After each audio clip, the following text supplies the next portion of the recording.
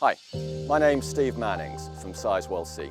I'm here to give you an insight into this fantastic place we call Aldhurst Farm, which is a nature reserve that we have created, providing 6 hectares of fantastic wetlands, 60 hectares of grassland and heathland, and areas that will be opening up for quiet public recreation. Incredible to think that this was an arable farm only 5 or 6 years ago, growing onions. It's becoming a magnet for wildlife, and I'm going to take you on a virtual tour to some of my favourite spots to see how things are coming along. This is my first favourite place. Hopefully you can get a sense of being up close and personal with nature on display here. Who would have thought that these reed beds are only 4 or 5 years old? They've been designed to create a really complex mosaic between reed beds, you can see behind me, and open water areas. It's really important that, because that maximises the biodiversity that these wetlands can support.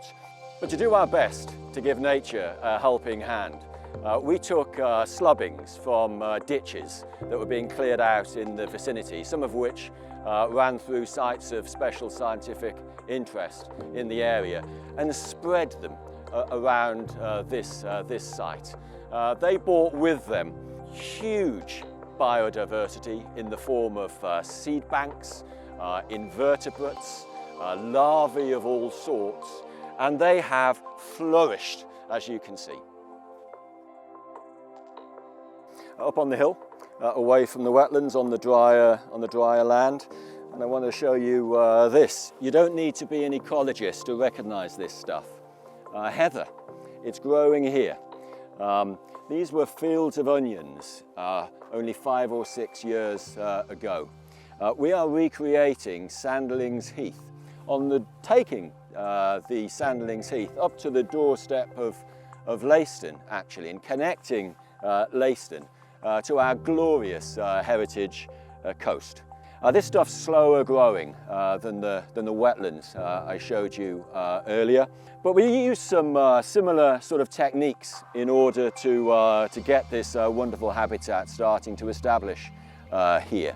One of the first things we did was to use the peat that we excavated from the lower lying land in creating the wetlands, and spread it around the fertile arable fields. Why do we do that? In order to help reduce their fertility, to make them a bit more acidic. These fields had had fertilizers sprayed on them and pesticides for years. We wanted to get back to nature, so that was the first thing we did, and that speeded up the recovery of this land.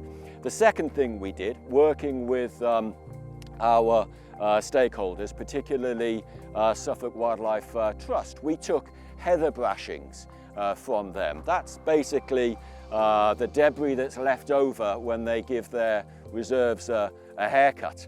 And we spread that debris over these fields to bring with them that seed bank. And that's the origin of the heather you can see here, together with a myriad of invertebrates and other species.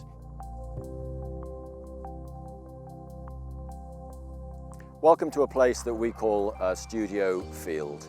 It's a large area, as you can see, part of the Sizewell estate.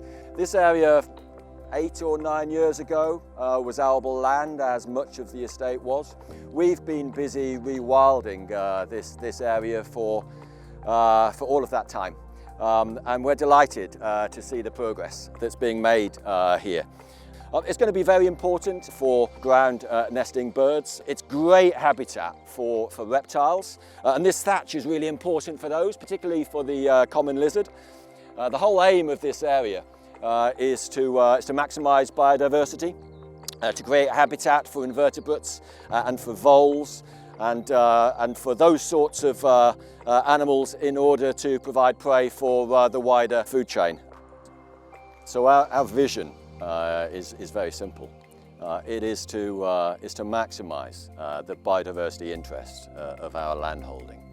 which after acquisition of additional land for mitigation purposes associated with Sizewell C will extend to some 800 or so hectares.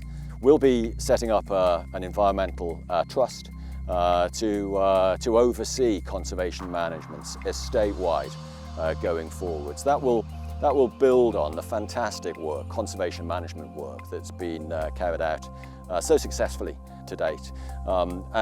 Given this progress that's been made, we're very confident that we can realise our 19% net biodiversity gain targets for this site.